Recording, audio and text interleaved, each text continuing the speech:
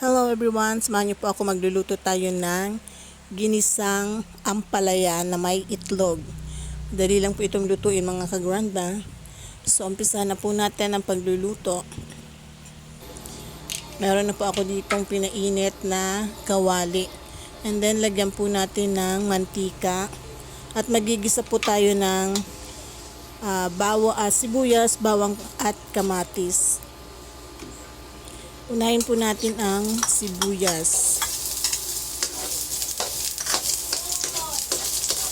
And then sunod po natin ang bawang. Gisa lang po natin ng maigi.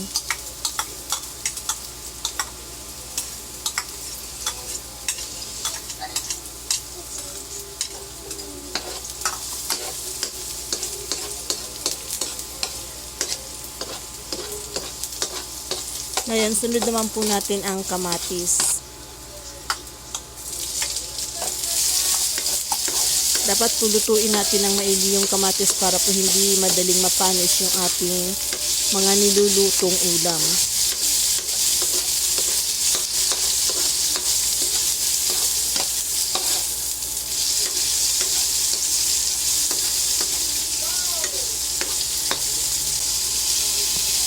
Ngayon naman po ilagay na natin yung ampalaya.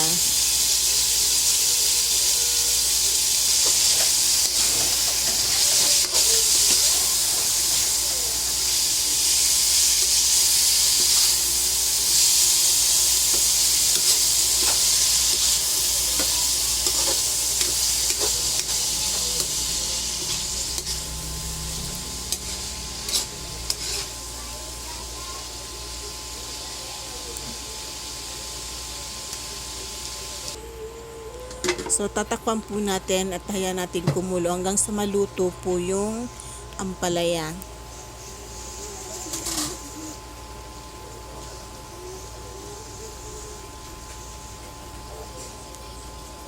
Maglagay po tayo ng asin.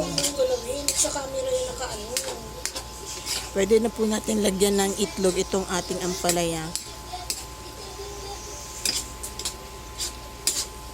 Simpleng ulam para sa simpleng tanghalian.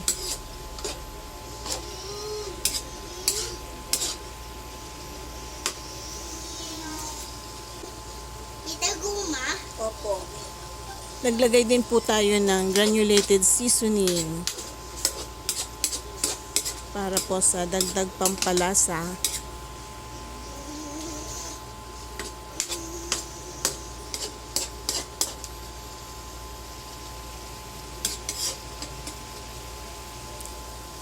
So, ngayon naman po ilagay na natin ang itlog. Ito po yung pinakasahog ng ating ginisang ampalaya. Tisig? Yes. O, diba? Sobrang tipid, budget-friendly ulam.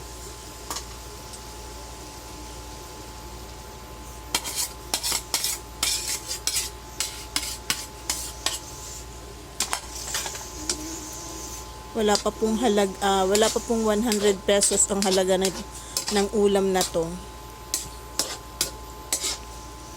Sobrang tipid. Budget friendly po talaga pero masustansya. So ito na po yung ating ginisang ampalaya na may itlog. Sana po nagustuhan niyo ang video na to at kung nagustuhan niyo po, huwag kalimutang mag-like, share, comment, and follow. Thank you for watching. Bye!